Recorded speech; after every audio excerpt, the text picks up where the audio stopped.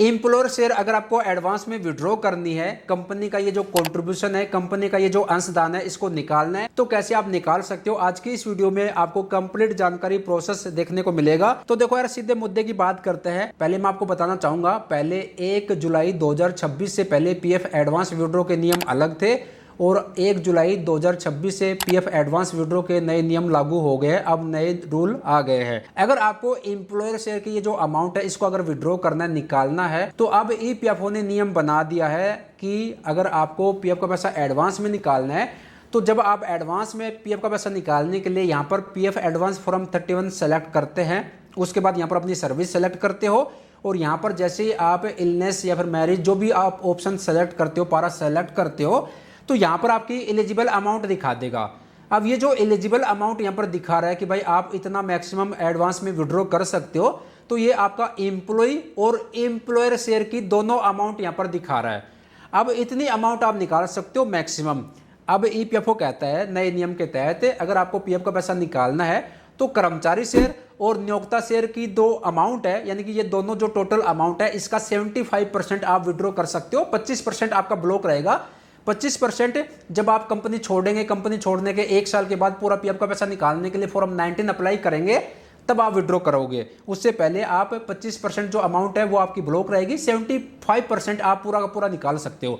तो यहां पर जो अमाउंट दिखाता है ना, ये 75% है कर्मचारी शेयर और नियोक्ता शेयर, और वो 75% ये पूरा का पूरा आप निकाल सकते हो। अब मान लीजिए, एक एग्जाम्पल से आपको समझने में आसानी होगी। आपका नियोक्ता शेयर जो है, कंपनी का जो शेयर है वो 70,000 रुपए है, आपका जो कंट्रीब्यूशन है वो 30,000 है, तो टोटल कितना हो गया आपका? हो गया 1 लाख रुपए टोटल। कर्मचारी शेयर और नियोक्ता शेयर मिलाकर कंपनी का था 70%, 70,000 रुपए, आपका था 30,000 रुपए, 1 लाख रुपया हो गया।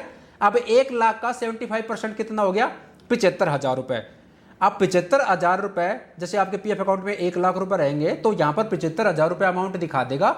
तो ये 75,000 रुपए रहते हैं, ये मैक्सिमम आप निकाल सकते हो, यानी कि 75%। इसमें कर्मचारी शेयर और नियोक्ता शेयर दोनों मिलाकर यहाँ पर 75% रहता है। अब ईपीएफओ ने ऐसा कोई डिवाइड नहीं किया कि एम्प्लॉय शेयर निकालने के लिए आपकी सर्विस ये होनी चाहिए, एम्प्लॉय शेयर की अमाउंट निकालने के लिए ये होनी चाहिए, नहीं। ईपीएफओ ने सिंपल एक नियम बना दिया, एक रूल बना दिया कि अगर आपको एडवांस में पीएफ का पैसा निकालना है, तो कर्मचारी शेयर और नियोक्ता शेयर की जो टोटल अमाउंट है उसका 75% आप विड्रॉ कर सकते हो। तो सिंपल सा है।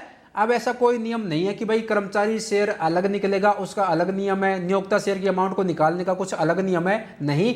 दोनों अमाउंट का टोटल जोड़ आप कर लीजिए, कितना पीएफ का बैलेंस बनता है, और फिर उसका 75% यहाँ पर दिखा देगा। इसको पूरा निकाल सकते हो।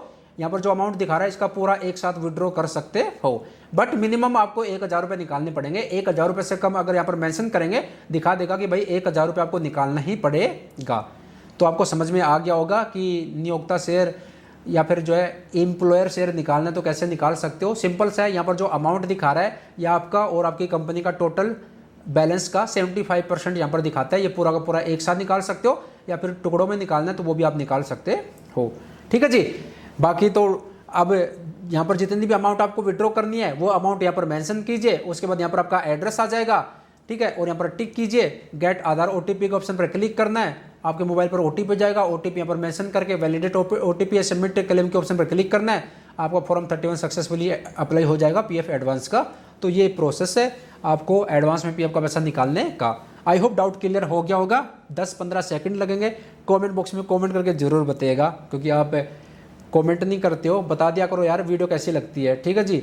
बाकी इस तरह की इन्फॉर्मेटिव वीडियो आपको आगे मिलती रहेगी। तो चैनल पर नए हैं तो चैनल को सब्सक्राइब जरूर कीजिएगा। मिलते जल्द एक नई जानकारी के साथ।